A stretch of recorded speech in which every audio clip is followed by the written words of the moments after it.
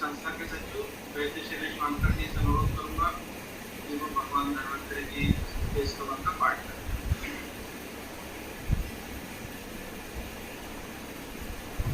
सभी स्वस्थ रहेंगे, हाथ जोड़ के प्रणाम करता हूँ। एक बार हम ओंकार का जाप करेंगे, तत्पश्चात धन्वंतरि स्तवन करेंगे।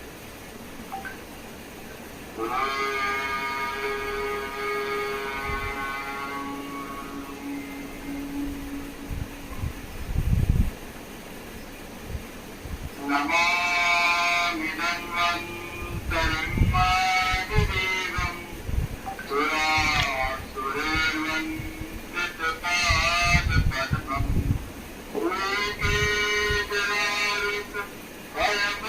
भयभक्तनाशं दातारमीशं विविधौषधीनाम्।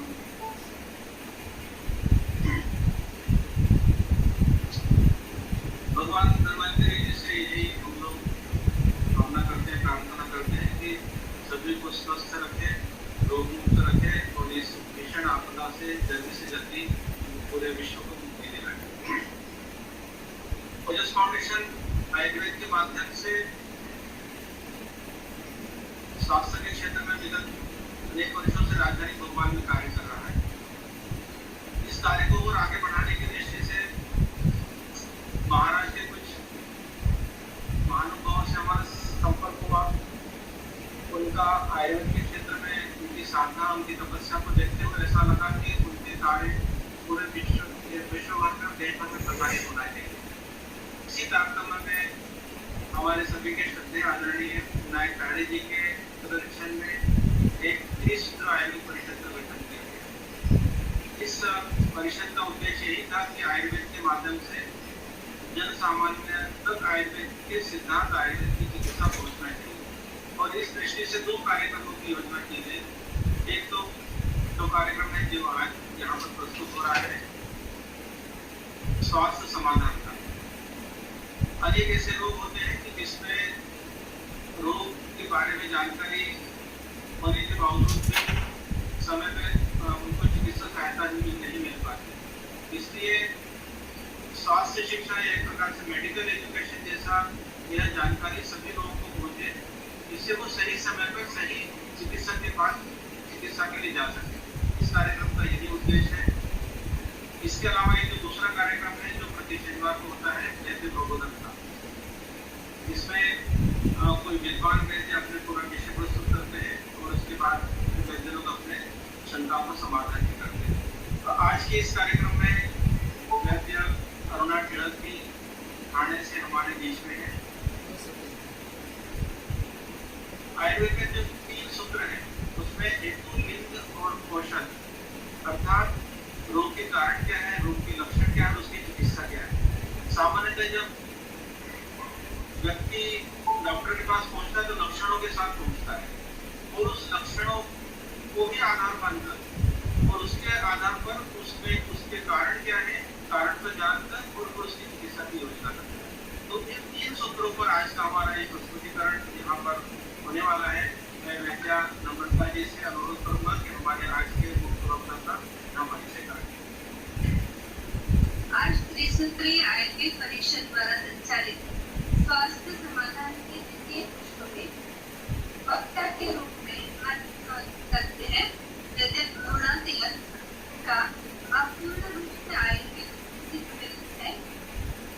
शुद्ध आयुर्वेद करते हैं 30 सालों से।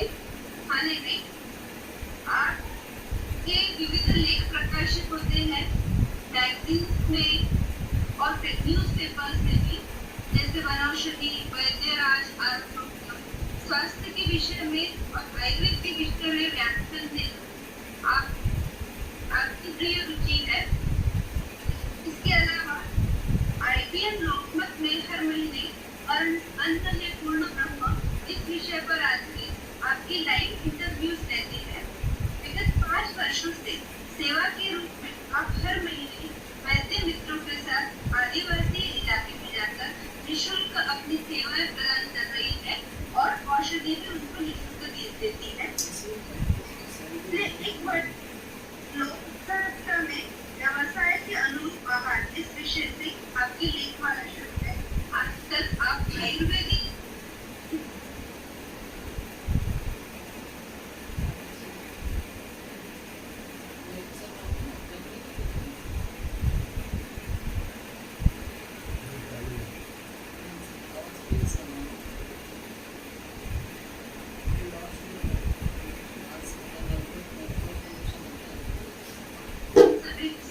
जाऊ नको सदा, एक सेकंड जाऊ नको.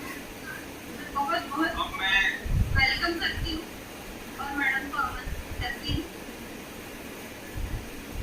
आज के इस कार्यक्रम में अनेक स्थानों से जो आयुर्वेद के प्रति रुचि रखने वाले सज्जन हैं, देवियाँ हैं, जो उपस्थित हैं, कुछ हमारे चिकित्सकगण भी उपस्थित हैं. मैं उनसे भी अनुरोध करूंगा कि इस विषय को समझकर और जन सामान्य में कैसे हम उनका समाधान कर सकते हैं, उस दिशा में हम लोग का यहाँ पे जो मार्गदर्शन होगा उसके लोग ध्यान देंगे.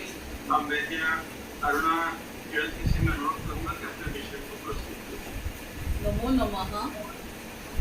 ओजस फाउंडेशन की वजह, ओजस फाउंडेशन ये जो प्लेटफॉर्म है, इन्होंने मुझे यहाँ बुलाया, मुझे यहाँ मेरे कुछ विचार प्रस्तुत करने के लिए मुझे यहाँ आमंत्रित किया.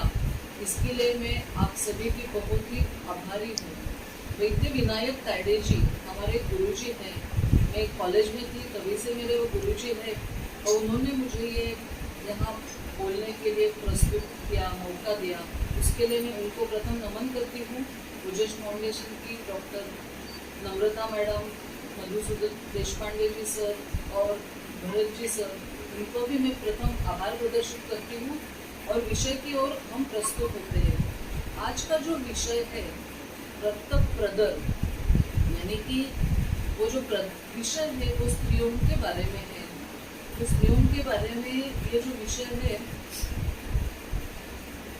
वो हम प्रस्तुत करने जा रहे हैं स्लाइड के शो से.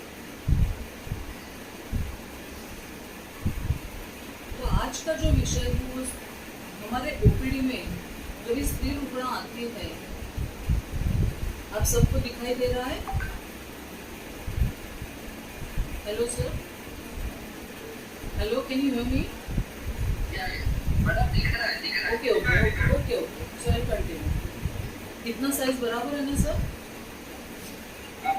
Okay okay.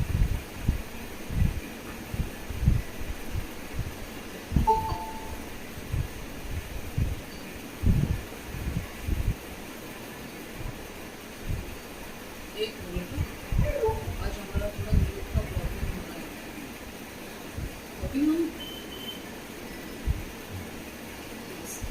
अभी हम अगर देखने जाए तो आज का विषय जो है रक्त प्रदर. तो रक्त प्रदर यानी एक्सेसिव ब्लीडिंग और वजाइना, योनि से अति मात्रा में होने वाले ब्लीडिंग को रक्त प्रदर कहते हैं. जो भी हम रुग्णों को देखते हैं, रुग्ण हमारे पास ओपीडी में आती है तो ये भी लक्षण लेके हमारे पास आते हैं. जैसे सर ने बताया कि हम लक्षण की तरफ से भी देखते इस व्याधि का निदान करेंगे, इसकी चिकित्सा की तरफ जाएंगे. तो ये जो व्याधि है इसका वर्णन अगर देखा जाए तो वेद में और पुराण में भी इसका वर्णन आया हुआ है. मतलब उसी वक्त से इस रक्त प्रदर व्याधि का उद्भव था.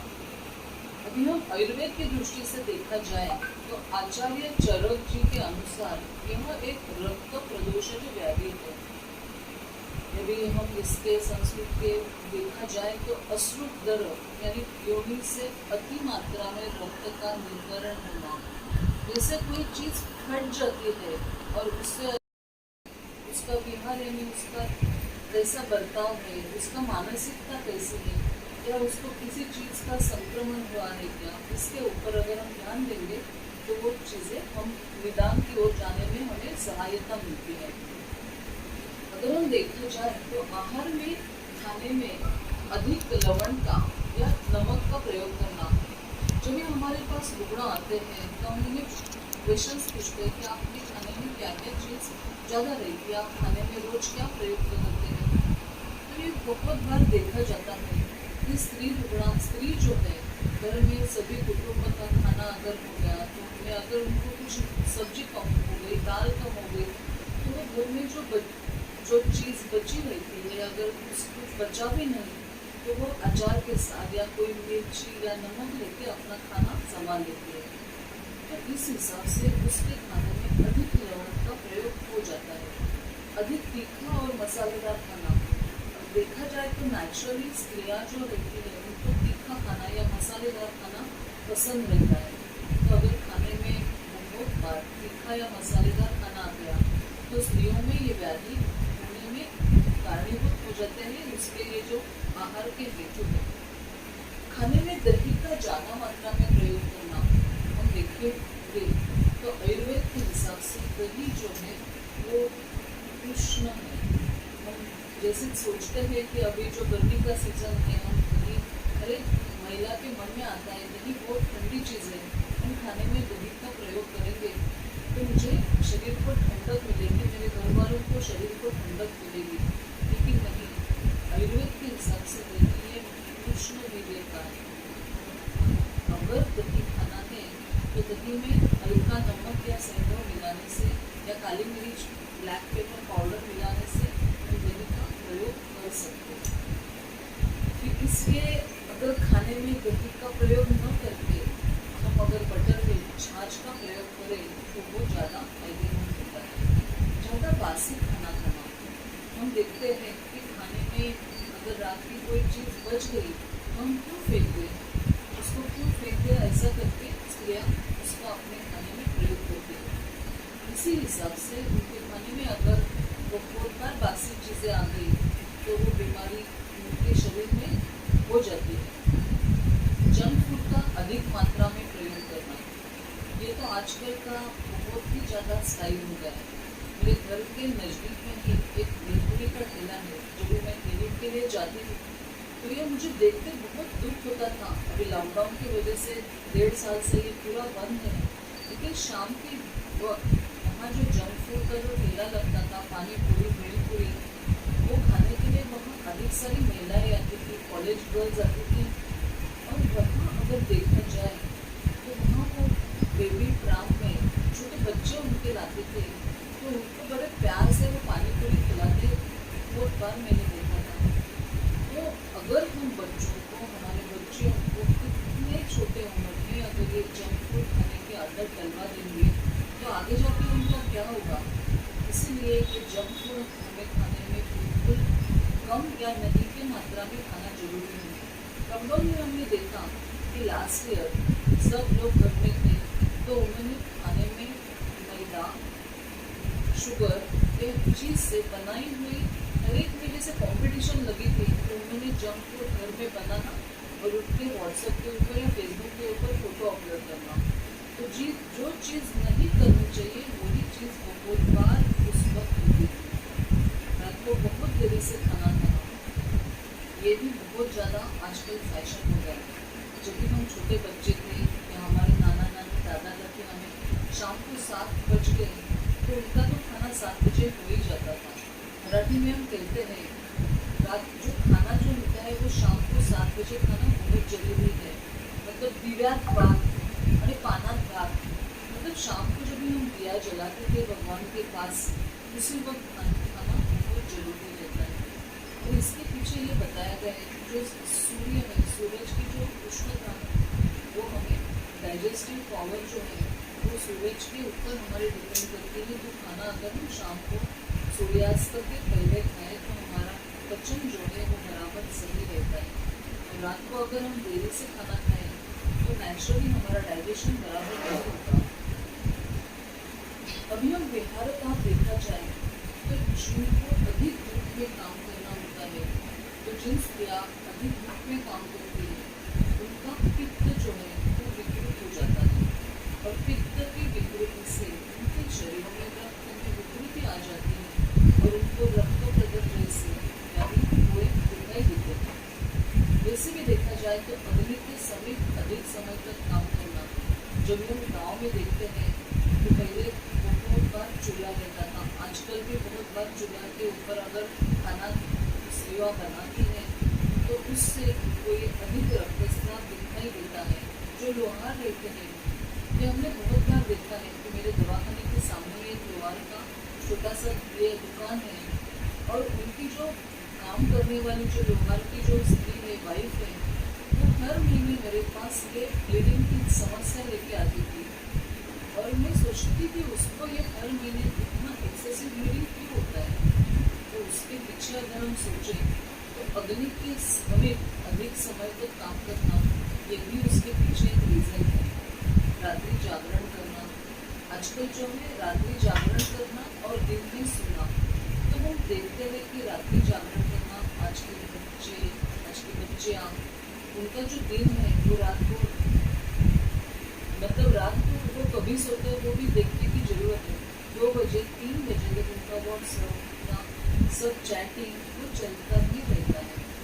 और इससे क्या होता है, जो हमारे शरीर में जो हॉर्मोन्स के लेवल्स हैं वो पूरा उल्टा पलट हो जाते हैं। मतलब जो रात्रि में जो हार्मोन्स शरीर में बनते हैं उसका जो कार्य है वो उल्टा हो जाता है।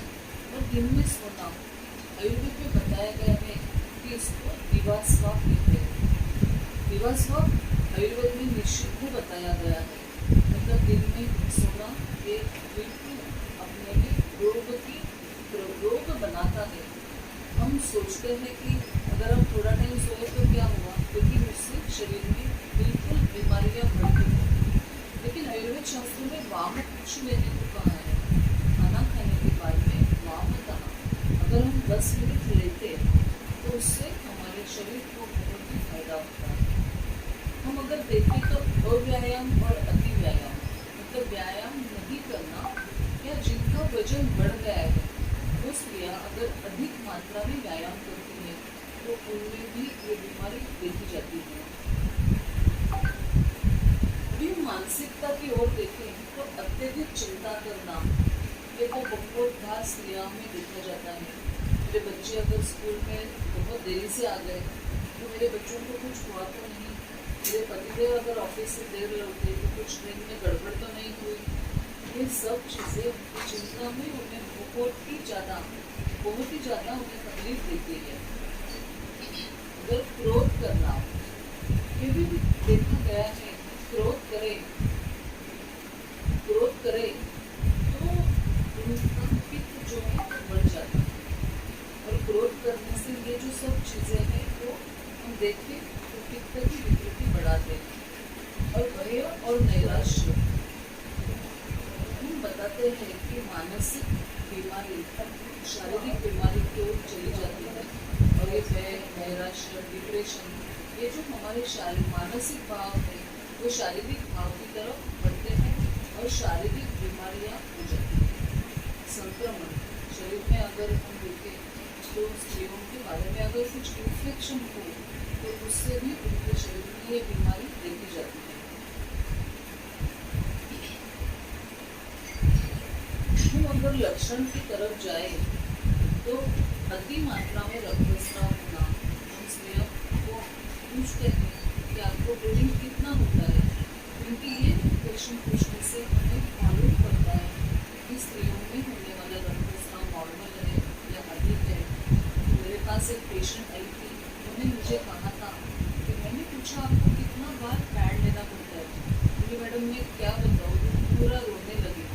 जैसे वो पेशेंट आ गई तो वो रुग्ण जैसे ही ओपीडी में आ गई तो वो पूरी पैलर, मतलब उसका पूरा चेहरा सफ़ेद हुआ था, उसके आंखें एकदम खोल अंदर चले गए थे, उसका जो मुंह जो एकदम लाल हुआ था, सूखा हुआ था।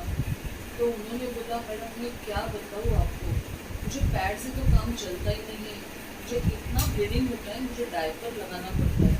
मतलब ये बहुत ही सीवियर उनको ब्लीडिंग होता था। मतलब ये अति मात्रा में रक्तस्राव होना, हम सोच भी नहीं सकते कि इतना ब्लीडिंग होता है। ये जो ब्लीडिंग होता है हम अगर देखें उसका काल जैसे, तो काल मतलब ड्यूरेशन, तो कई बार स्त्रियों में ये जो ड्यूरेशन है वो ब्लीडिंग पीरियड तो पहले दिन से 5वें दिन तक ब्लीडिंग नॉर्मली तीसरा, चौथे या 5वें दिन में रुक जाता है। लेकिन ये जो ब्लीडिंग है प्रोलॉन्ग ड्यूरेशन, प्रोलॉन्ग ब्लीडिंग चलता ही रहता है। मतलब अगर पीरियड पहले दिन से चालू होता है तो वो ब्लीडिंग का 10 दिन 15 दिन चालू ही रहता है और 3-4 दिन रुकता है और फिर से नॉर्मल उसका मेंस्ट्रुअल जो साइकिल है वो फिर से चालू हो जाता है। तो इसके लिए ये रक्तस्राव अधिक मात्रा में होना, अधिक ड्यूरेशन में होना, अधिक समय तक होना, ये भी उनके लक्षण में समाविष्ट होता है। हम जो पेनलेस लिखा है तो पेनलेस मतलब कभी कभी प्री मेंस्ट्रुअल सिंड्रोम में स्त्रियों में पेट में दर्द होता है और उनको जो ब्लीडिंग होता है वो स्पष्टता के साथ होता है। लेकिन ये पेनलेस ब्लीडिंग ज़्यादातर कैंसर की बीमारी में देखा जाता है। वो ब्लीडिंग जो है उनको पेनलेस कहा जाता है। इसके बाद जैसे मैंने कहा कि ओपीडी में हमारे पास जब रुग्ण आते हैं तो हम देखते हैं कि वो कलर है ब्राउन, पूछते हैं हाँ मुझे अधिक प्यास लगती है, मेरा मुंह सूख जाता है, तो ये सब चीज़ों से हम उसका निदान स्पॉट डायग्नोसिस जैसा कर सकते हैं कि उसको एनीमिक कंडीशन तो नहीं हो गई है, उसको कोई रक्त की कमी तो नहीं हो गई है, और उस हिसाब से हम रुग्ण का ओपीडी में आके भी निदान कर सकते हैं। हमें कभी कभी ऐसा देखा जाता है कि स्त्रियों को ये पीरियड के समय उनको नौशिया, वोमिटिंग, मुंह का टेस्ट बदल जाना या मुंह में टेस्ट नहीं रहना, ऐसे भी कई बीमारियां देखी जाती हैं। और मैंने जैसे कहा एनीमिक कंडीशन, तो उन स्त्रियों में एनीमिक कंडीशन दिखाई देती है। तो हम निदान की ओर अगर जाए तो हम देखते हैं कि हमारे पास जो भी रुग्ण हमारे पास आती है तो हम उसका क्लिनिकल एग्जामिनेशन करते हैं। तो क्लिनिकल एग्जामिनेशन के बाद हम उनको ब्लड इन्वेस्टिगेशन के लिए बताते हैं। उसके बाद अगर ज़रूरत पड़े तो सोनोग्राफी और हार्मोन लेवल्स। तो ये क्लिनिकल एग्जामिनेशन मतलब ओपीडी में हमारे पास जो भी रुग्ण आती है तो हम उन रुग्ण का परीक्षण करते हैं, एक तो पर एब्डोमेन और एक पर वजाइना। मतलब रुग्ण का अगर हम उदर परीक्षण करते हैं तो उदर परीक्षण में हमें रुग्ण का जो उदर है उसके स्पर्श के ऊपर से हमें पता चलता है रुग्ण में पैटर्न तो है क्या, कहीं सॉफ्टनेस है क्या, कहीं उसको बहुत तीव्र वेदना है क्या, ये सब चीज़ें पर एब्डोमिनल एग्जामिनेशन से मालूम पड़ती है। अभी हम पर वजाइनल एग्जामिनेशन की ओर जाएंगे तो उसी से भी रुग्ण के ब्लीडिंग का हमें पता चलता है। क्योंकि टच ऑन जो ब्लीडिंग ऑन टच बोलते हैं तो ये कैंसर में देखा जाता है। सर्वाइकल पॉलिप हो गया तो उसमें भी अगर हम टच करेंगे तो ब्लीडिंग ज़्यादा मात्रा में देखा जाता है। हम ब्लड इन्वेस्टिगेशंस की तरफ जाते हैं तो सीबीसी जो है जिससे हमें हीमोग्लोबिन की मात्रा का पता चलता है। तो हीमोग्लोबिन अगर कम हो गया तो उसके लिए हमें चिकित्सा करना जरूरी होती है। जहाँ इन्फेक्शन हो वहाँ ESR बढ़ा हुआ मिलता है। ब्लड ग्रुप और RH टाइप तो हमें अगर वो कभी कभी रेयर केस में अगर एक्सेसिव ब्लीडिंग हो गया तो ब्लड चढ़ाने की अगर जरूरत होगी तो ब्लड ग्रुप की भी जरूरत होगी। प्रेगनेंसी मतलब खून जो भी जम जाना उसके लिए ये इन्वेस्टिगेशन जरूरी रहती है। हम माइक्रोस्कोपिक एग्जामिनेशन की ओर अगर देखें तो उसमें पैप्समियर टेस्ट जो आता है, अगर रुग्ण को कैंसर है तो नॉर्मली आज अगर हम देखें जैसे अगर रुग्ण की उम्र 40 की ओर हो गई, एक्टिव अबाउ 40, तो ये पैप्समियर टेस्ट एडवाइजेबल है। अगर हम देखें तो भारत में कैंसर जो है वो बहुत बार जल्दी डिटेक्शन नहीं होता है और इससे ये बीमारी बहुत ज़्यादा बढ़ती है। इसलिए पैप्समियर टेस्ट अगर करेंगे तो उसलिए हमें पता जल्दी चल जाता है। तो वो पैप्समियर टेस्ट हुई तो जरूरी है तो बता देते हैं। एंडोमेट्रियल बायोप्सी की जरूरत है तो वो भी हम रुग्ण को बताते हैं। USG पेल्विस मतलब अल्ट्रासाउंड सोनोग्राफी, उससे भी रुग्ण में फाइब्रॉइड है क्या, सिस्ट में अगर वो सिस्ट रप्चर हो गई तो उसका भी पता हमें सोनोग्राफी से हो जाता है। हिस्टोस्कोपी मतलब गर्भाशय के अंतर्गत का परीक्षण, वो भी हमें उससे भी हमें रुग्ण के अंदर क्या सिचुएशन है उसका भी हमें पता चलता है। उसके बाद जो T3T4 TSH है वो रुग्ण में थायराइड की जो टेस्ट है, थायराइड उसका अगर TSH की लेवल है वो बढ़ गई है क्या, कम हो गई क्या, उसके ऊपर हमें पता चलता है। तो हम अगर देखें तो डिसफंक्शनल यूटेराइन ब्लीडिंग उसकी कॉजेस क्या है। हमारे पास जब भी रुग्ण आते हैं तो उसके मन में एक ही शंका रहती है कि डॉक्टर मुझे ये एक्सेसिव ब्लीडिंग हो रहा है, उसके रीजंस क्या है, वो मुझे ही क्यों हो रहा है और मुझे अगर हो रहा है तो किन वजह से मेरे में ये ब्लीडिंग हो रहा है। तो हम रुग्ण का परीक्षण करके अगर सोनोग्राफी का रिपोर्ट देंगे अगर हम रुग्ण को बताते हैं कि हमें गर्भाशय जो है उसमें जो गर्भाशय का जो है साइज बढ़ गया दिल के ऊपर से, उससे भी उसमें ज़्यादा ब्लीडिंग होने की शंका रहती है। थायराइड, ये आजकल बहुत बार स्त्रियों में थायराइड देखा जाता है। थायराइड में भी जो सीरोजल या म्यूकोजल जो गर्भाशय की जो लेयर्स है उसमें हर एक लेयर में जो थायराइड रहता है उसके ऊपर उसमें ब्लीडिंग होना वो हम तय करते हैं और उसका रुग्ण को उसका सलाह देते हैं कि आपको किस वजह से ब्लीडिंग हो रहा है। जैसे मैंने अभी बताया कि मैलिग्नेंट और नॉन मैलिग्नेंट, अगर कैंसरस ग्रोथ है तो उसका भी पता लगता है, उससे भी ब्लीडिंग की क्षमता ज़्यादा रहती है। अभी जो ओवरियन रप्चर सिस्ट है इसको भी हेमोरेजिक सिस्ट कहते हैं, तो अगर वो हेमोरेजिक सिस्ट अगर है तो उससे भी हमें सोनोग्राफी से पता चलता है किन वजह से रुग्णा में एक्सेसिव ब्लीडिंग हो रहा है। अगर पीसीओडी हो तो कई रुग्णा में पीसीओडी में बहुत ज़्यादा एक्सेसिव ब्लीडिंग देखा जाता है। अभी हम चिकित्सा की ओर देखें तो मुझे ये कहना बहुत जरूरी लग रहा है कि कोई भी दवा जो है वो दवा लेने से पहले चिकित्सक की परामर्श बहुत ही जरूरी है, क्योंकि हम देखते हैं आजकल जो व्हाट्सएप है, गूगल है, रुग्ण हमारे पास जो भी आते हैं तो ये सब चीज़ें गूगल सर्च करके ही आते हैं। क्या मुझे ये मुझे बीमारी हुई है, क्या मुझे ये सिम्टम्स है, मेरे ये लक्षण है, तो मुझे क्या ये तकलीफ है क्या, लेकिन वो एग्जैक्टली उसको क्या हुआ है वो केवल डॉक्टर ही बता सकता है। इसलिए दवा लेने से पहले चिकित्सक परामर्श बहुत ही जरूरी है। अगर हम स्त्रियों के बाद देखी जाए तो अशोक, लोध्र, नागकेशर ये जो चीज़ है वो स्त्रियों की सत्ता कहा गया है। हम देखेंगे अब आपके सामने उसके पिक्चर भी है, तो ये जो शतावरी है, शतावरी को भी स्त्री सती कहा गया है। शतावरी जो है स्त्री के हर एक अवस्था में उसका बहुत ही फायदा होता है। तो शतावरी का जो प्रयोग है, शतावरी चूर्ण अगर दूध के साथ देते हैं, शतावरी चूर्ण दूध और पानी मिला के उसका दूध में अगर उसको बॉइल करके उसको क्षीरोपाक विधि कहते हैं, उसका भी अगर प्रयोग करते हैं तो भी फायदा होता है। आपके सामने जो अशोक दिख रहा है वो रियल अशोक है, मतलब अशोक में भी दो प्रजाति आती है।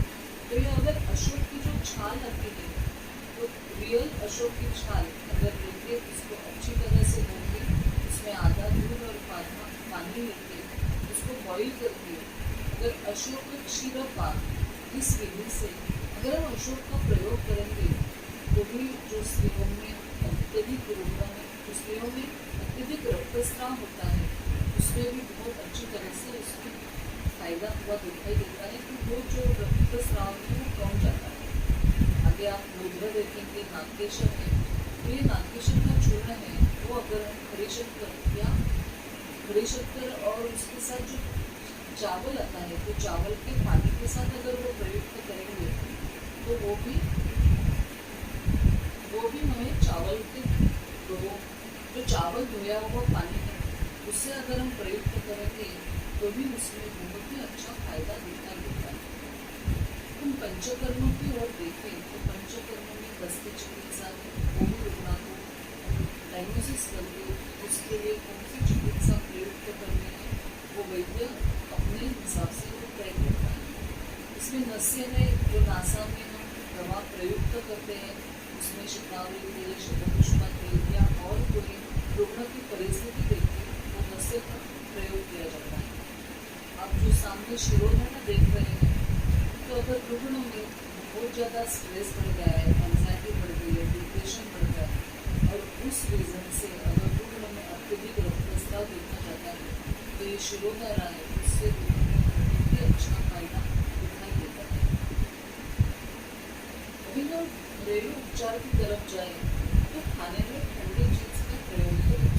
अभी ठंडी चीज़ मैंने पहले ही जैसे बताया जो दही है वो दही ठंडा नहीं है, दही उष्ण है, दही उस जगह बटर मिल्क है, घर में बनाया हुआ अच्छा छाछ हम अगर प्रयोग करते हैं उसमें अगर जीरे का पाउडर अगर यूज़ करते हैं तो उससे शरीर में ठंडाई मिलती है। लेकिन वो जो हम बटर मिल्क प्रयुक्त करेंगे वो फ्रेश होना बहुत ज़रूरी है।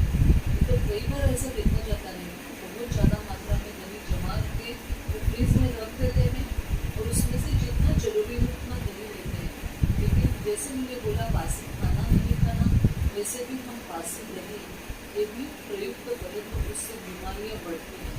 तो खाने में दही जो है वो नहीं खा के अगर हम बटर मिल्क का प्रयोग करेंगे तो वो ज़्यादा फायदा होता है।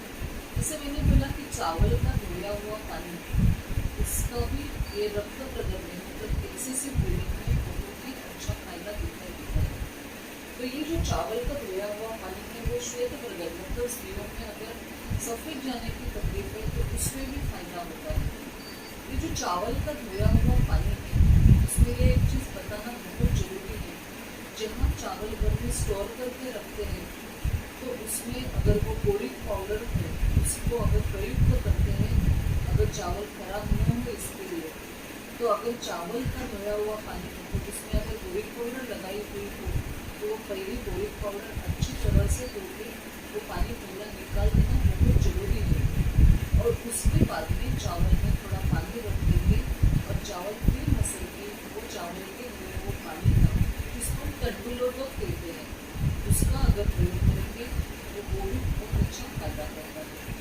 खाने में धनिया तो सूखा धनिया और जीरा उसके अगर हम पाउडर बना के रखेंगे तो अगर 1 पार्ट जीरा है तो 2 पार्ट धनिया पाउडर उसको रात के पानी में आप भिगो के रखिएगा और सवेरे को धनिया जीरा खा के उसके ऊपर वो भी रखा हुआ पानी अगर पिएंगे तो शरीर में ठंडाई मिल जाती है।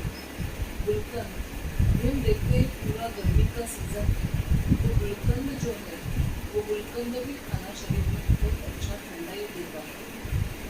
खाने में अगर हम दूसरी चीज़ देखें तो जो सफ़ेद कांदा है, हम महाराष्ट्र में सफ़ेद कांदे का सफ़ेद अनियन उसका बहुत ज़्यादा प्रयोग करते हैं और उससे गर्मी में बहुत अच्छी तरह से ठंडाई मिलती है।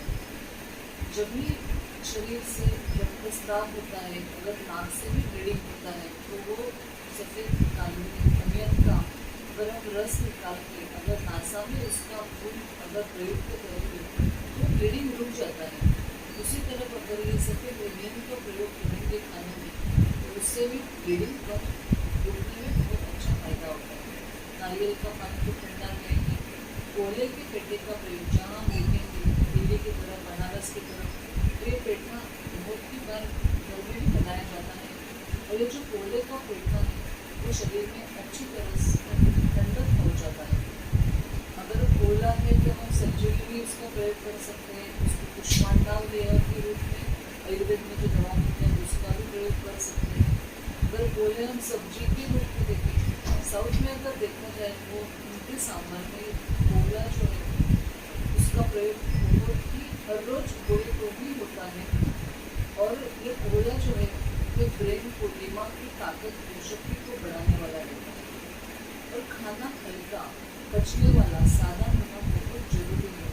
जैसे घी वाली खिचड़ी मतलब खिचड़ी जो है मूंग और दाल ये अगर उसमें खाली हल्का सा नमक डालें या तो सेंधा नमक और ऊपर से खाली घी लें तो वो खिचड़ी खाने में बहुत ही टेस्टी लगती है और पचने में बहुत ही अच्छी रहती है और वो लोगों को बहुत फायदा देती देता है। पत्थर की तरफ देखे तो खाने में बहुत मसाले मिर्ची प्रयुक्त ना करें। जैसे हम देखते हैं कि अगर कुछ भी खाने में नहीं है तो स्त्रियाँ चटनी का प्रयोग करती हैं, अचार से अपना खाना चला लेते हैं या तो मिर्ची हरी मिर्ची बहुत बार लोगों को पूछते हैं तो हमें बहुत ही अच्छा लगता है और हरी मिर्ची नमक के साथ वो खाने में बहुत ज़्यादा मज़े है। मतलब हमारे यहाँ जो विदर्भ प्रदेश है वहाँ तो ये लाल मिर्च और हरी मिर्ची का बहुत ज़्यादा प्रयोग दिखाया जाता है और वहाँ ये जो पित्त प्रकोप जो व्याधि या रक्त वाले जो दृष्टि वाले जो व्याधि है वो दिखाई देती है। अभी हम देखिए कि खाने में और क्या चीज़ नहीं खानी जरूरी है। तो फर्मेंटेड फूड जैसे ढोकला इडली ये खाने में आप जितना कम खाएं उतना ही फायदा करता है। खट्टी चीज़ें जैसे अभी बताया कि अचार दही इडली इससे अपने हमें तकलीफ होती है। अभी जो मैंने आपके सामने स्लाइड पे जो आपको दिख रहा है जो गाजर है बीट है जिन चीज़ों में रक्तवर्ण में हमें शरीर में खून बढ़ाने में फायदेमंद होता है। कोयले का प्रयोग मैंने अभी भी बताया आपके सामने पालक है वो भी शरीर में हीमोग्लोबिन की मात्रा अच्छी तरह से बढ़ाता है। आंवला जो चीज़ है वो आयुर्वेद शास्त्र के अनुसार रसायन बताया गया है तो आंवले का सेवन हमें बहुत ही फायदेमंद होता है। इसके बाद आप जो देख रहे हैं खजूर है काली मदद का है तो हम जिन लोगों में हीमोग्लोबिन कम है हम अगर रात को 2 खजूर जो है ब्लैक वाले खजूर और 2 अंजीर रात को अगर पानी में आप भिगो के रखेंगे और काली वाली जो नमक आती है वो 8-10 काली नमक है इन सभी चीज़ों को हम अगर पानी में भिगो के रखेंगे और सवेरे उठकर शेक जैसे बना के अगर लेंगे तो उससे 21 दिन में हीमोग्लोबिन की मात्रा 1 या 2 ग्राम से बढ़ी हुई मिलती है। हमारे ओपीडी में हम इसका प्रयोग करते हैं और ये प्रयोग बहुत ही लाभदायी है, ऐसा हम कह सकते हैं। इसके बाद जो दाढ़ी है, दाढ़ी बहुत ही ज़्यादा मात्रा में पित्त शामक है, रक्तवर्धक है। जीरे का तो प्रयोग पता है, जीरा भी शरीर तक पहुँचाता है। उसके बाद जो गुड़ है, इसमें आयरन की मात्रा बहुत ही अच्छी तरह से है, तो हम गुड़ का भी प्रयोग, जहाँ हम शक्कर का प्रयोग करते हैं उस जगह गुड़ का प्रयोग करेंगे तो हमें बहुत फायदा दिखाई देता है। फिर हम जहाँ बात करते हैं आयुर्वेद के अनुसार, हम जो बोलते हैं कि षड्रसात्मक आहार लेना बहुत जरूरी है। तो इसमें मधुर, अम्ल, लवण, कटुतिक्त, कषाय, ये षड रस बताए गए हैं।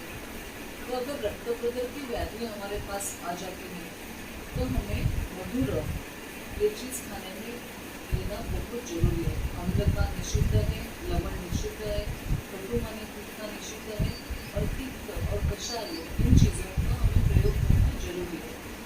कषाय यानी सुपारी, कई बार ऐसा कहा जाता है कि जो सुपारी आती है, जो कभी चिकनी सुपारी, आपको शायद महाराष्ट्र में कई बार चिकनी सुपारी मिलती है, ब्राउन कलर की है, उसको सुपारी को बॉइल किया करके उसको चिकनी सुपारी कहते हैं। या तो सुपारी जो है कतली सुपारी, अगर कतली सुपारी मुँह में रख के अगर थोड़ा सा चूसे तो उससे भी ब्लीडिंग आपको कम होने में फायदा दिखाई देता है। आपके सामने घी जो है, घी का प्रयोग भी बहुत ही फायदेमंद है।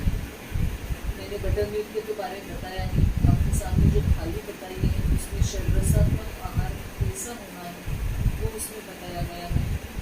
और उसके आगे हम देखेंगे तो जो हमारा स्टमक है, तो अगर हमारे पेट को एक पूरा वर्तुल के हिसाब से देखें तो उसकी अर्धी मात्रा सॉलिड फूड लेना जरूरी है, 1 मात्रा द्रव आहार और 1 मात्रा वायु के हलन चलन के लिए खाली रखना जरूरी है। हम बताते हैं कि सावकाश जेवा मतलब अवकाश जेवा, मतलब खाने में आपके जगह रख के खाना खाना, इसका मीनिंग अवकाश मतलब सावकाश खाना, ये जरूरी है। तो हम ये चीज़ें अगर देखते हैं कि जल्दी उठना जरूरी है, रात को जल्दी सोना जरूरी है, हम बीच में जो भी देखा था तो उनके लक्षणों में एक चीज़ ऐसी है कि आजकल देखा गया है कि जो यंग औरतें हैं उनमें देखा गया है कि उनमें व्यसन की मात्रा अधिक दिखाई देती है।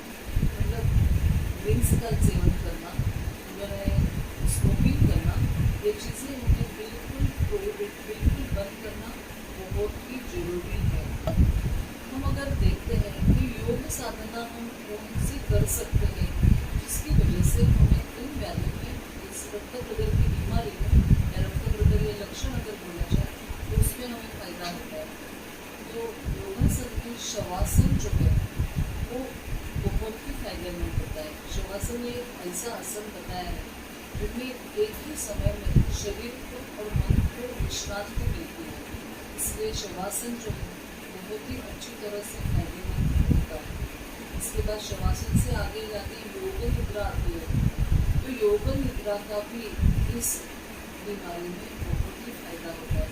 शवासन योग निद्रा, इससे मन को जो शांति मिलती है, पूरे शरीर में एक नेचुरली रिलैक्सेशन आ जाता है, तो मन से शरीर में भी शांति आती है। तो बॉडी अगर शांत होगी तो ये बीमारी में भी फायदा हुआ दिखाई देता है। इसके बाद हम मेडिटेशन बिल्कुल कर सकते हैं, और मेडिटेशन में भी अगर हम ओंकार की तरफ जाएं तो ओंकार का ध्यान अगर करेंगे तो ओंकार के ध्यान से भी हमें बहुत फायदा मिलता है। तो हम टेक होम मैसेज में अगर हम देखें तो टेक होम मैसेज में अगर हम हॉर्मोन्स का जो एक्सेसिव वापर करते हैं, मतलब कहीं पढ़ के कहीं गूगल में सर्च करके, तो हॉर्मोन्स का जो एक्सेसिव जो यूज़ है वो हमें नहीं करना है। डॉक्टर की सलाह के बगैर आपको कोई भी चीज़ आपके दवा के तौर से नहीं यूज़ करना है।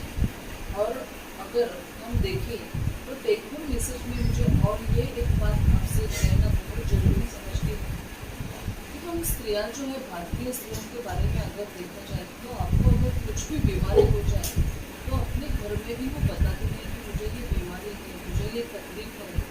तो ये जो छोटी सी बीमारी है, अगर ब्लीडिंग ज़्यादा हो गया तो छोटी चीज़ छोटी ना समझ के अगर सही समय पे आप अगर अपने वैद्य के पास, डॉक्टर के पास अगर आप चले गए तो उसका निदान अगर जल्दी हो गया तो आगे जाके वो बीमारी जो है अधिक ज़्यादा मात्रा में भीषण स्वरूप ना लेती है। इसके लिए ये भी चीज़ें बहुत जरूरी है। Thank you very much. धन्यवाद। बहुत बहुत धन्यवाद डॉक्टर अरुणा जी। मैं वास्तव में ये बड़ा कठिन होता है कि किसी शास्त्र की भाषा को सरल भाषा में समझाना, थैंक यू और सर। आपने एक क्लिष्ट विषय को और सभी के बीच बहुत ही सरल रूप से समझाया।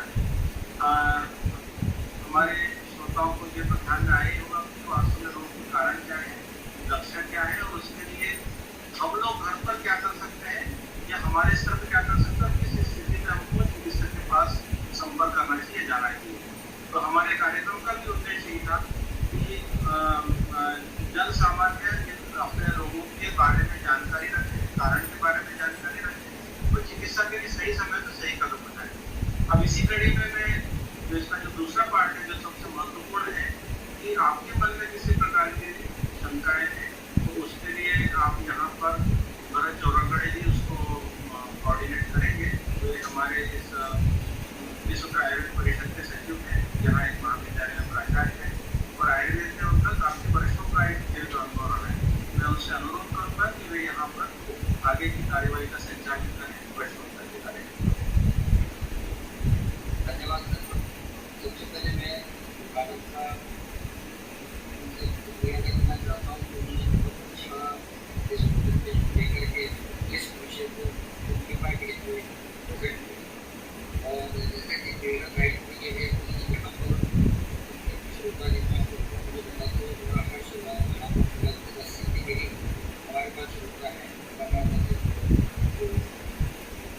जो पूरे 80 के करीब लोग हुए, जो कि काफ़ी अच्छी संख्या मानी जा सकती है। और मैडम का लेक्चर जो है वो काफ़ी अच्छा रहा। उसमें से कुछ लोगों ने मुझे बताया कि क्या वॉइस का प्रॉब्लम हो रहा है, वो मैडम मेरी रिक्वेस्ट ये है कि आप ये प्रेजेंटेशन को बंद करें, जिससे कि हमारी सभी को मैं प्रश्न पूछने का जो सिलसिला है मैं चालू करना चाहता हूँ। यहाँ पर जो प्रश्न है वो सामान्य प्रश्न मेरे पास में आए हुए, मेरे पास पर्सनल व्हाट्सएप पर आए हुए हैं। तो इस प्रश्न जो है वो यहाँ पर बोले तो लोग भी पूछना चाहते हैं। तो सबसे पहले मैं रेवती प्रजापति मैडम जो है शेडोल से है, मेरे ख्याल से शेडोल ये रीवा के पास आता है। तो यहाँ से मैडम प्रश्न पूछना चाहती हैं। तो मैडम आप अपने आप को अनम्यूट करिएगा और आप अपना प्रश्न पूछिएगा। नमस्ते मैम। नमस्ते। नमस्ते। नमस्ते मैम, मेरा नाम ज्योति प्रजापति है, मैं शहडोल एमपी से बोल रही हूँ। बोलिए बोलिए। जी मेरी एज 37 ईयर्स है। हाँ। तो मैम मुझे ब्लीडिंग बहुत हैवी होती है मैम। आपके पूरा जैसे आपने इतिहास देखिए, इनको डायबिटीज है मैडम, जो पिछले 3 वर्षों से ये डायबिटीज है, डायबिटीज के लिए टैबलेट खा रही है। इनको जो ब्लीडिंग होती है वो काफ़ी हेवी ब्लीडिंग होती है, इतनी हेवी ब्लीडिंग होती है कि 7 पैड्स इनको डेली बदलने पड़ते हैं पहले दिन। तो इससे ये काफ़ी परेशान है और पिछले 3 वर्षों से ये परेशान है इस विषय को। तो आप एक बार जैसे मैंने मैडम अभी बताया कि आपको इन्वेस्टिगेशन करना बहुत ज़रूरी है। शायद आपने किया भी होगा, तो आपकी सोनोग्राफी अगर की नहीं होगी तो सोनोग्राफी करना ज़रूरी है। आपको जैसे डायबिटीज़ है वो डायबिटीज़ कंट्रोल में है क्या, आपको थायराइड की कोई तकलीफ है क्या, ये भी देखना ज़रूरी है। तो शायद आप नज़दीक के वैद्य डॉक्टर के पास जाके अगर आपके इन्वेस्टिगेशंस करा सकते हैं तो उसमें फ़ायदा होगा। लेकिन मैंने जो आपको चीज़ें बताई वो चीज़ें अगर आपको एक्सेसिव टेंशन है, एक्सेसिव डिप्रेशन या मतलब कोई ज़्यादा ये मानसिक अगर तकलीफ है, तो अगर आप योग निद्रा का प्रयोग करें, शवासन का प्रयोग करें तो उसमें आपको फ़ायदा हो सकता है। जी मैम जी। आपने कोई इन्वेस्टिगेशंस किए हैं क्या मैम? मैंने लास्ट 3 इयर्स पहले कराया था सोनोग्राफी, तो उसमें कुछ तो तकलीफ मैम उसमें नॉर्मल आई थी मैम रिपोर्ट, क्या आए थे? नॉर्मल थी मैम रिपोर्ट। अच्छा, रिपोर्ट नॉर्मल था। ओके। जी लेकिन आप एक बार फिर से अगर करवा लेंगे तो वो फायदेमंद होगा आपके लिए। Okay ma'am. ज्योति जी, और कुछ प्रश्न आपके मन में है? सर ऐसी कुछ आयुर्वेदिक दवाएं अगर मैम कुछ बता देती तो मैं घर में कर लेती यदि ऐसा कुछ है। आप कोई घरेलू उपचार बता दीजिए जिसकी वजह से ये उपाय कर सकते हैं। और प्लीज मैडम, ये आपका प्रेजेंटेशन वाला जो स्लाइड ये हटाइए, क्योंकि इसकी वजह से स्क्रीन फुल नहीं होती। स्टॉप शेयरिंग नहीं हो रहा है। हाँ, वो नहीं करना है। नहीं, अभी ठीक है, अभी हो हाँ, रहा है। आप एक हाँ, मैं आपको दवा के तौर से तो कुछ बता सकती हूँ कि कैसे। नहीं, आप मैडम को कुछ घरेलू उपचार बता दीजिए। तो जैसे मैंने वैद्य के निरीक्षण में ही लेंगे। तो जैसे मैंने आपको बताया, आपके यहाँ अगर अशोक वृक्ष की छाल मिलती है तो वो अशोक का आप प्रयोग कर सकते हैं। नागकेशर जो दवाई है वो आप नागकेशर है, अगर घर में आप जो बटर है उसके साथ अगर प्रयुक्त करते हैं, मक्खन, तो मक्खन से आपको फायदा होगा। ये जो दूर्वा आती है आपके यहाँ, अगर दूब आती है उसका अगर आप जूस निकालेंगे और 2-2 चम्मच अगर वो जूस आप सवेरे शहद के साथ और तंडुलोदक के साथ लेंगे तो उसमें आपका जो ब्लीडिंग है वो कंट्रोल आने में फायदा हो सकता है।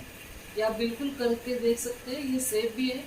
और आपके पास अगर वो मिलता है और खाने में आप तीखी चीज़, नमक वाली चीज़, ज़्यादा मसाले वाली चीज़ ये बिल्कुल बंद करेंगे तो आपको फायदा होगा। जी ma'am, thanks ma'am. Thank you. दूसरा वो बोलिए डॉक्टर।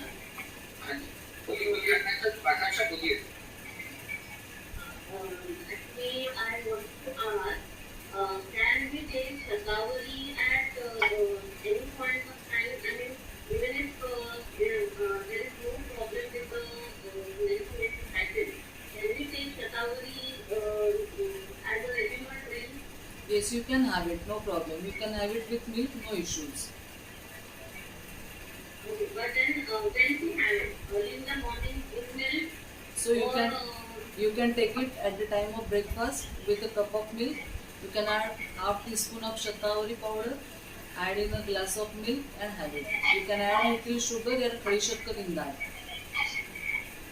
मिश्री okay. Thank you, doctor, because this is Archana today from Sagar. Okay, okay. Nice to see you. Yeah. Thank you, doctor. Thank you. और भी कोई प्रश्न पूछना चाहता है, आप डायरेक्टली पूछ सकें। हाँ, मैं आ रहा हूँ सर।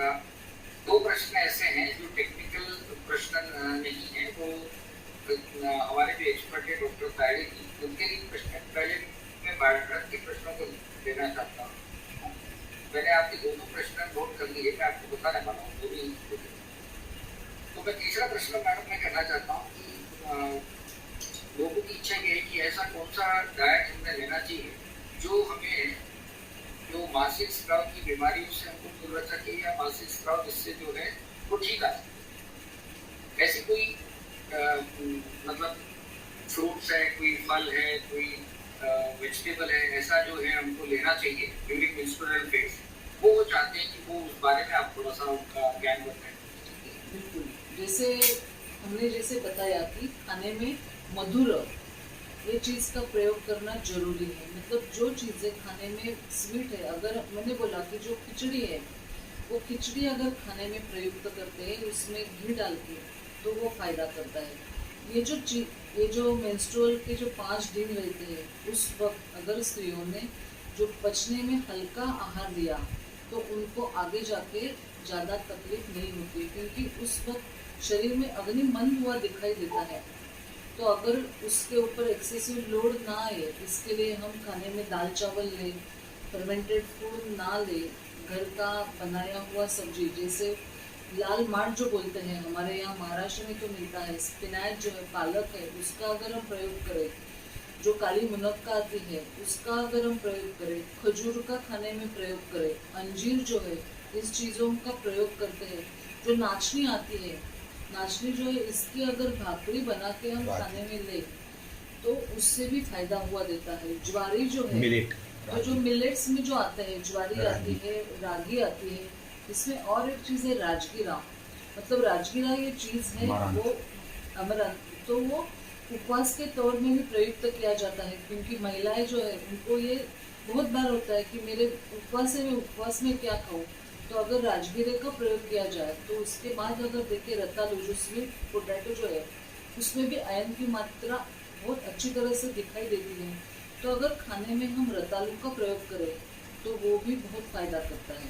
इसमें विटामिन ई जिन चीज़ों में रहता है, जैसे हम देखें तो जो सहीजन की जो फली आती है जो हम खाने में प्रयुक्त करेंगे, लेकिन वो भी एक्सेसिव मात्रा में नहीं, जो चीज़ें मैंने बताई अच्छी लगे या वो फायदा करे इसके लिए वो अधिक मात्रा में ना लेके योग्य मात्रा में अगर प्रयुक्त करते हैं। मतलब सहीजन ये जो है, जो सेवगा हम बोलते हैं मराठी में, तो उसका अगर प्रयोग करेंगे तो उसमें विटामिन ए, विटामिन डी और विटामिन ई ये एक साथ प्रयुक्त होता है, उसमें बहुत प्रचुर मात्रा में मिलता है।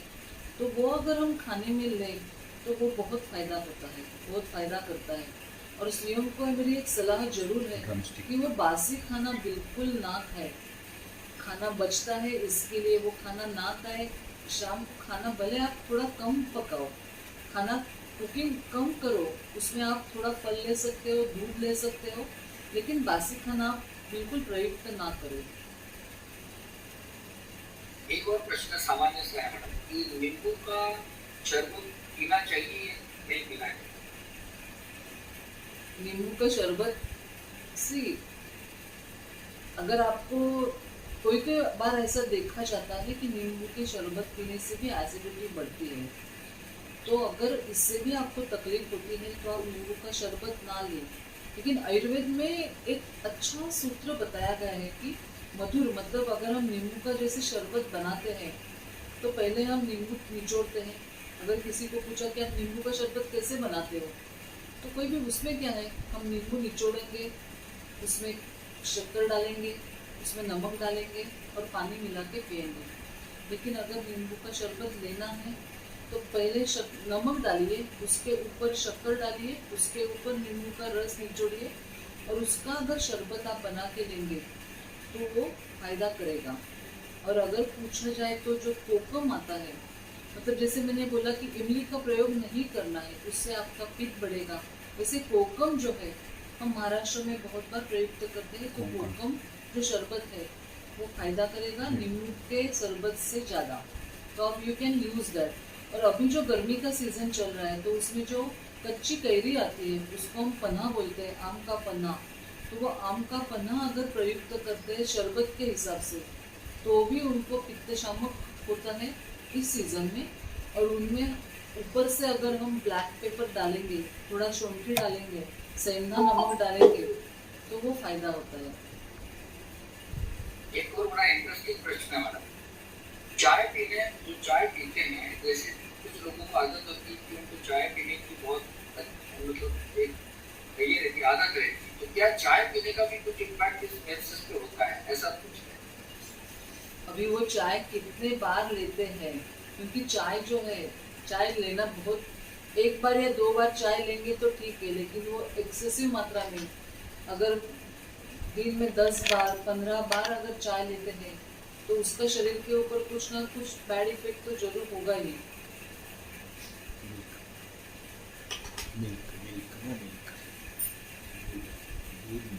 लेकिन वो उसमें अगर दूध का प्रयोग करेंगे चाय की जगह तो वो फायदा उनको हो जाएगा।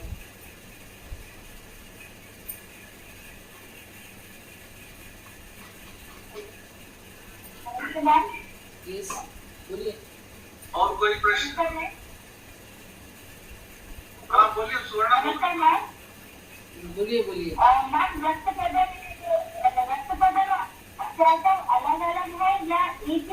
एक ही है। मतलब रक्त प्रदर ये इनको नई जगह पे रक्त प्रदर और पेट की जगह अत्यंत ऐसे तो कहा गया है।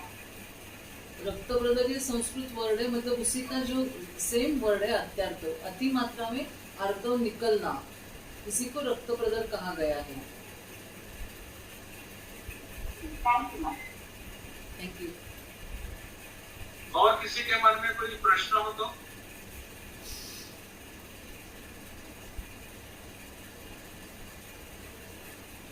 अब मैं आदरणीय तायडे जी से अनुरोध करूंगा कि आगे हम लोग को मार्गदर्शन करें और आज जो कार्यक्रम यहाँ प्रस्तुत हुआ है आशीर्वचन के रूप में। इसके पहले मैं सभी श्रोतृगण का आभार प्रदर्शन करती हूँ। अच्छा है भी। हाँ, अभी ये मुझे क्या है, व्हाट्सएप पे क्वेश्चन आ रहे हैं तो थोड़ा रुक जाइएगा 1 मिनट। तो देखिए इसमें एक प्रश्न तो ये आ रहा है कि ये मेरे ख्याल से अभी ये पूछ लिया गया है, अत्यर्थ और रक्त प्रदर एक ही है। ये एक प्रश्न अभी ये पूछा गया है कि एक फीमेल है जिनको डिलीवरी के बाद में वेरिकोस वेन्स डेवलप हो गई है और पीरियड के समय वो वेरिकोस वेन्स जो है उसमें फलाव हो जाता है, जिसकी वजह से ऐसा लगता है कि आज वो वेरिकोस वेन जो है वो टूट गए। तो उनका उत्तर वो चाह रहे हैं, तो इसमें क्या करना है? इनमें पेशेंट को देख के रुग्ण की चिकित्सा जरूरी है, मतलब ये मुझे नहीं लगता है कि इस प्लेटफॉर्म पे ऐसा उसका उत्तर दिया जाए। हाँ, लेकिन उनको इन्वेस्टिगेशंस की जरूरी है, ये मुझे लगता है सर। तो उनको मतलब जो है कि अपने स्थानीय वैद्य से कंसल्ट करें, वो ज्यादा। इसमें हम वेरिकोस वेन्स में एक सलाह दे सकते हैं कि जिनको वेरिकोस वेन्स की तकलीफ होती है, अगर गर्म पानी में थोड़ा नमक डाल के उसमें पैर रख के अगर वो थोड़ा टाइम बैठेंगे तो उसमें जो पेन होता है वो पेन में उनमें फायदा मिल सकता है, लेकिन वो स्थानीय वैद्य के पास जाना जरूरी है। अच्छा, तो वो वैसे भी जुड़ रहे हैं मैडम, वो जुड़ने पर मैं आपसे कनेक्ट कर देता हूँ। तो वो जुड़ रहे हैं, शायद और भी कोई उनके प्रश्न है तो वो आप डायरेक्टली बात कर सकते हैं। तो चलिए, तो बीच में एक प्रश्न और आया है मेरे पास, वो ये है कि केले का सेवन करना ये लाभदायक है या नहीं? खा सकते हैं, मतलब जो मैंने नागकेशर जो बताया, तो जैसे घरेलू उपाय में हम नागकेशर का प्रयोग, अगर केला है, मतलब जो पुराने समय में जो नानी के नुस्खे जैसे बोले जाते थे, तो केला छील के उसके अगर हम ये नागकेशर की पाउडर रखे, उसमें खड़ी शक्कर रखे, वो केला उसका बांध के अगर रात भर रखते हैं और सवेरे अगर वो केले का प्रयोग नागकेशर के साथ करते हैं तो उससे ये एक्सेसिव ब्लीडिंग में बहुत ही अच्छा फायदा दिखाई देता है। मतलब ये प्रयोग ये अनुभूत है और इसका फायदा होता है। लेकिन कोई भी चीज़, केला भी अच्छा लगे तो बहुत ज़्यादा खाना जरूरी नहीं है, मतलब अच्छा नहीं है, लेकिन केले खाने से तकलीफ तो नहीं हो सकती है।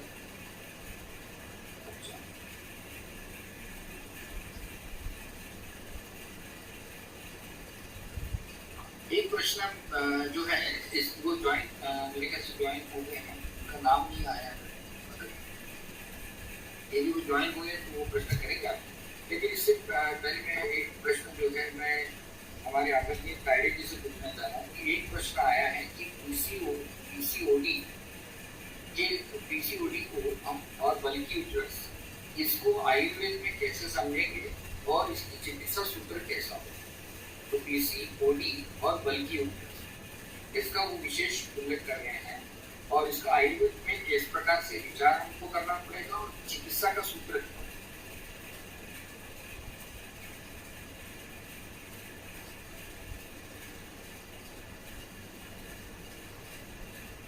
सर आवाज सर माइक अनम्यूट कराओ।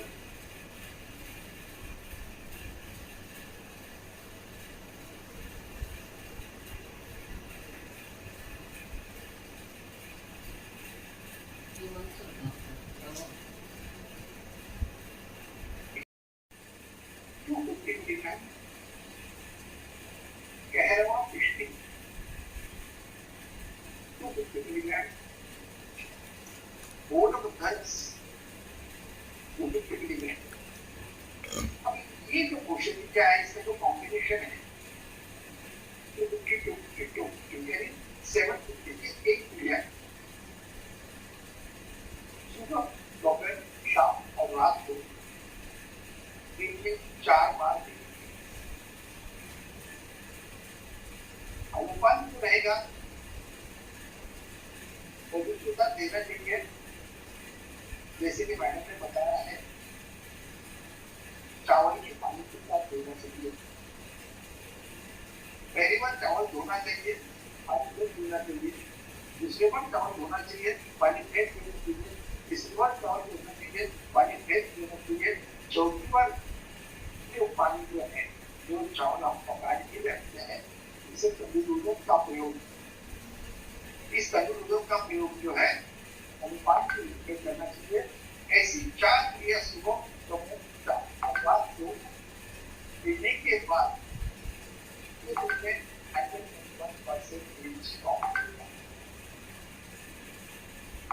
अनुभव की बात बता रहा हूँ, लेकिन ये देने के पहले वैद्य का सलाह देना जरूरी है। और इसके साथ ही साथ हमारे जो आहार और विहार जो रहता है, यह आहार और विहार के अंतर्गत रात्रि जागरण बंद करना चाहिए। इसी प्रकार का व्यसन जो रहता है, व्यसन को बंद करना चाहिए। मधुर कषाय औषधों का उपयोग करने के लिए, जैसे मैडम ने बताया है, नागकिशोर रुद्र, उषाव, इन औषधियों का प्रयोग करने से या भगवान का प्रयोग जो है, इसका प्रयोग करने से अत्याचार जो ज्यादा बीच ज्यादा हो जाता है, ज्यादा बीच ज्यादा होता है, और क्या बल्कि जो रहेगा तो ज्यादा बीच हो जाता है। उस प्रकार की अवस्था में देने से निश्चित आगे जाता है। आज करुणा जी ने जो व्याख्यान दिया है, हमारे सभी बुजुर्गों को रोगों के लिए बहुत ही लाभप्रद हुआ है। एक बात अच्छी, ऐसा लग रहा था कि हम पहले सामान्य लोगों से बात कर, और यही अपेक्षा थी, ये हमारी अपेक्षा पूरी की गई है। इसलिए शुक्रिया एजुकेशन की ओर से, धन्यवाद। थैंक यू सर, फिर से आप सभी का धन्यवाद जो आपने मुझे। मैडम अभी प्रश्न बाकी है, दिशा विश्वकर्मा जी आप अपना प्रश्न पूछ सकते हैं।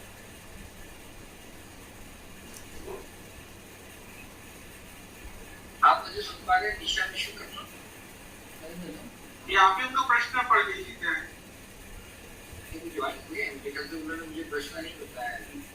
अच्छा, तो नेक्स्ट देख लीजिए। नेक्स्ट, हाँ नेक्स्ट देख लेता हूँ।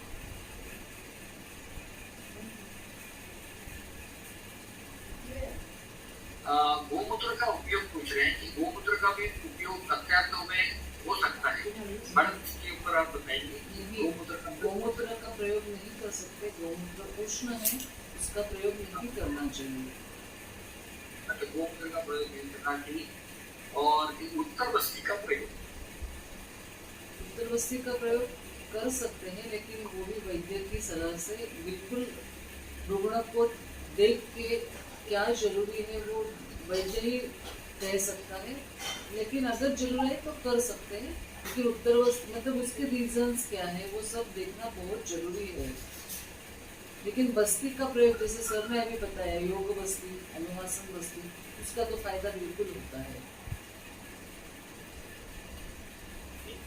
तो अभी मुझे लगता है कि यहाँ पर सारे प्रश्न पूछ लिए गए हैं, अभी कुछ नहीं है, तो मैं पुनः जो है कार्रवाई के लिए डॉक्टर मधुसूदन देशपांडे जी से निवेदन करूँगा कि वो आगे कार्रवाई करें।